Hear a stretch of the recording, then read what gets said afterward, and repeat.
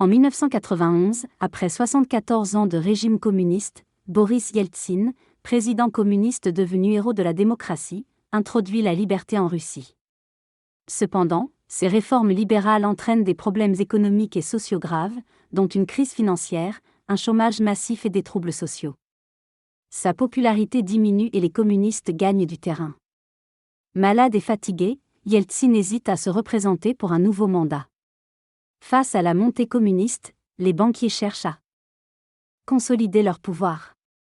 La situation devient critique alors que les élections présidentielles de 1996 approchent. Le narrateur évoque des discussions politiques pour obtenir un second mandat, lors desquelles il est question de rassembler des hommes d'affaires en échange d'argent et d'actifs, dans un contexte de privatisation douteuse. On mentionne des stratagèmes pour recevoir de l'argent avant les élections en échange de promesses après. Des personnalités politiques en Russie cherchent le soutien de l'Occident, notamment des États-Unis et de l'Allemagne, pour obtenir des accords financiers avant une élection présidentielle. Le récit évoque également des négociations avec le FMI pour obtenir des fonds. En parallèle, il est question de rivalité politique et de manœuvres de certains pour capter les richesses du pays. Des élections politiques se déroulent, mais le Fonds monétaire agit de manière controversée en influençant le vote.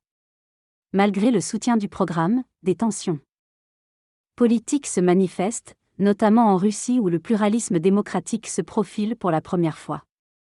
Les préparatifs électoraux s'intensifient, avec un candidat populaire nommé Zyugan en tête.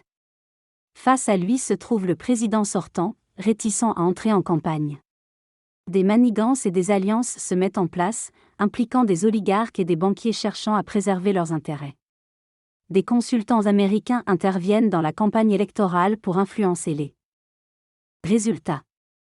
Dans ce contexte tendu, les jeux de pouvoir et de manipulation se multiplient, faisant planer l'ombre du totalitarisme sur le processus électoral.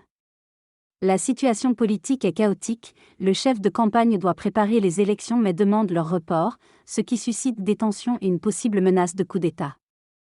Les communistes prennent les devants en annulant des accords historiques, déclenchant une crise. Après des hésitations, une femme politique émerge pour reprendre la campagne.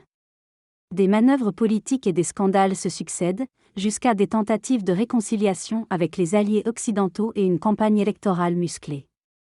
Malgré des polémiques et des controverses, le candidat trouve finalement un soutien populaire, notamment chez les jeunes, avant de remporter une victoire surprenante. La danse publique d'un candidat devient un moment marquant de la campagne, suscitant à la fois surprise et critique, mais n'empêchant pas sa victoire électorale. Malgré les protestations de Korjakov, la machine de communication ne peut être arrêtée avant le meeting final. Une affaire de financement de campagne politiquement corrompue émerge, impliquant des transactions d'obligations d'État sous-évaluées, mettant en lumière des intérêts personnels obscurs. Les élections sont tendues, avec des manœuvres politiques et des intrigues.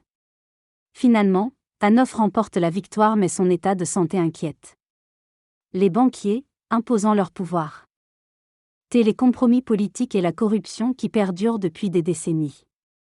Le récit met en lumière les luttes de pouvoir, la tromperie et la corruption dans le processus politique.